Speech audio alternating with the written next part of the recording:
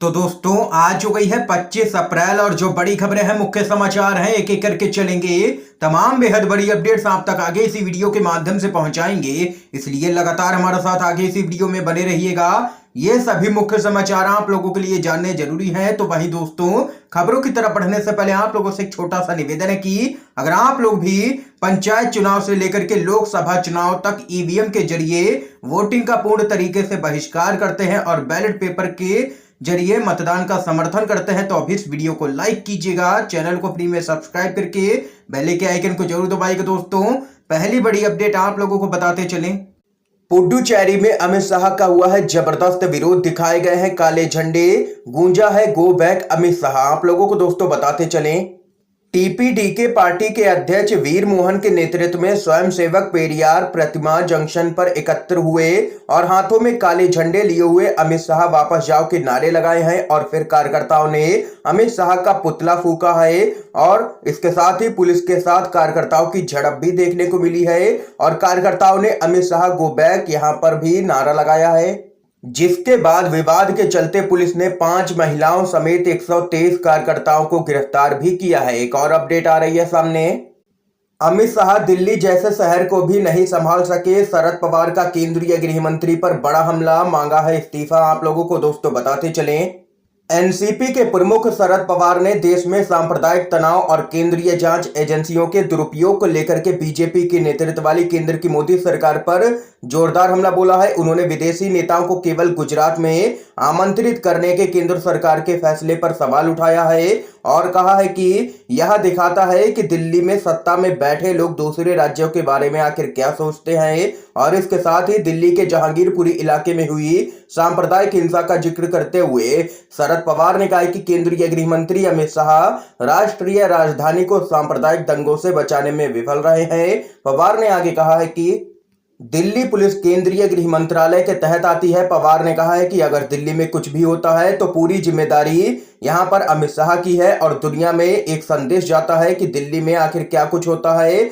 दुनिया मानेगी कि दिल्ली में अशांति है। पवार ने आगे कहा है कि अमित शाह को दिल्ली को एक रखने के लिए कदम उठाने चाहिए थे, लेकिन वह ऐसा करने में विफल रहे हैं और उनसे दिल्ली नहीं संभल रही है, ये यहां पर शरद पवार का कहना है और उन्होंने अमित शाह के इस्तीफे की भी मांग की है। एक और अपडेट आ रही है सामने।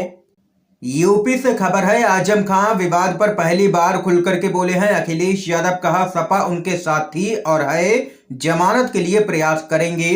सपा के राष्ट्रीय अध्यक्ष अखिलेश यादव ने आजम खान के विवाद पर पहली बार बयान दिया है। उन्होंने कहा है कि पूरी समाजवादी पार्टी आजम खान के समर्थन में खड़ी है, हम उनकी जमानत के प्रयास करेंगे। और वहीं सपा प्रतिनिधिमंडल के आजम खान से सीतापुर में मुलाकात ना होने पर अखिलेश यादव ने कहा है कि मुझे इस संबंध में कोई भी जानकारी नहीं है। और वहीं इसके साथ ही जेल में हो सकती है आजम खान की हत्या, जेल में मिलने से रोका गया तो सपा के विधायक ने लगा दिया है सरकार पर आरोप। रविदास मेहरोत्रा ने योगी सरकार पर आरोप लगाते हुए कहा है कि आजम खान पर सरकार लगातार जुल्म और अत्याचार कर रही है, जेल में उन्हें लगातार यातनाएं भी दी जा रही हैं। ये यहां पर योगी सरकार पर गंभीर आरोप लगा दिया है सपा के विधायक ने। एक और बड़ी अपडेट बताते चलें, महाराष्ट्र में राष्ट्रपति शासन लागू करने के लिए साजिश रच रही है भाजपा। गृह मंत्री का बड़ा बयान आप लोगों को बताते चलें, ठाकरे परिवार के घर मातोश्री के बाहर हनुमान चालीसा का पाठ करने की घोषणा करने वाले निर्दलीय विधायक रवि राणा, उनकी पत्नी अमरावती की सांसद नवनीत राणा और शिवसेना के बीच हुए हाई वोल्टेज ड्रामे का अंत यहां पर पुलिस ने दंपत्ति की गिरफ्तारी के साथ किया है। इस बीच महाराष्ट्र के गृह मंत्री दिलीप वळसे पाटिल इस पूरे प्रकरण को भारतीय जनता पार्टी की चाल बताते हुए कहा है कि भाजपा राज्य में राष्ट्रपति शासन लागू करने के लिए लगातार साजिश रच रही है। इसके साथ ही महाराष्ट्र के गृह मंत्री दिलीप वळसे पाटिल ने कहा है कि मुंबई में कानून व्यवस्था ठीक है पूरी तरीके से, लेकिन भाजपा इसे बिगाड़ने की कोशिश कर रही है। उन्होंने कहा है कि भाजपा की चाल है ताकि राज्य में राष्ट्रपति शासन लागू किया जा सके और भाजपा इसके साथ ही पश्चिम बंगाल के अंदर भी लगातार माहौल खराब कर रही है और देश का माहौल पूरी तरीके से जहरीला कर दिया है भाजपा ने।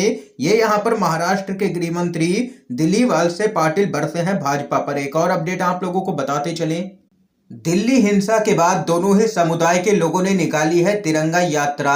हाथों में अंबेडकर की तस्वीर लेकर के की है अपील। खबर बताते चलें, राजधानी के जहांगीरपुरी इलाके में हिंसा के मामले के बाद दिल्ली में हिंदू और मुस्लिम समुदाय के लोगों ने मिलकर के तिरंगा यात्रा निकाली है। इसके जरिए दोनों ही समुदाय के लोगों ने इलाके में शांति और सद्भाव की अपील की है।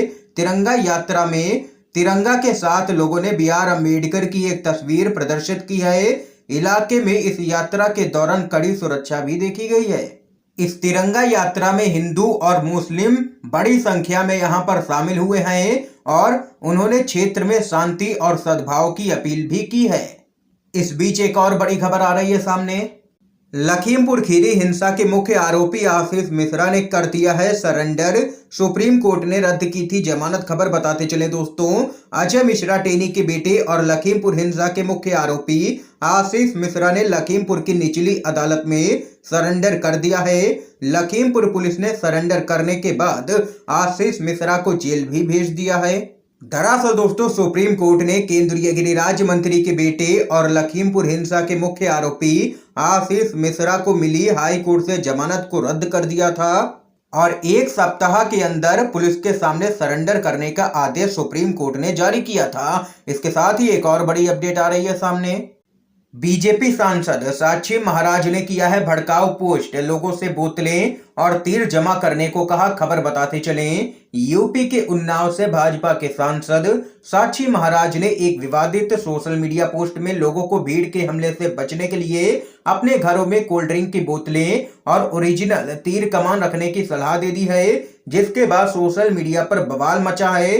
बीजेपी सांसद का यह पोस्ट ऐसे समय में सामने आया है जब देश के कई हिस्सों में तनाव देखने को मिल रहा है। ये यहाँ पर सांसद साक्षी महाराज ने दिया है बयान और जिसके बाद सोशल मीडिया पर उनको किया जा रहा है ट्रोल। इसके साथ ही एक और अपडेट आप लोगों को बताते चलें।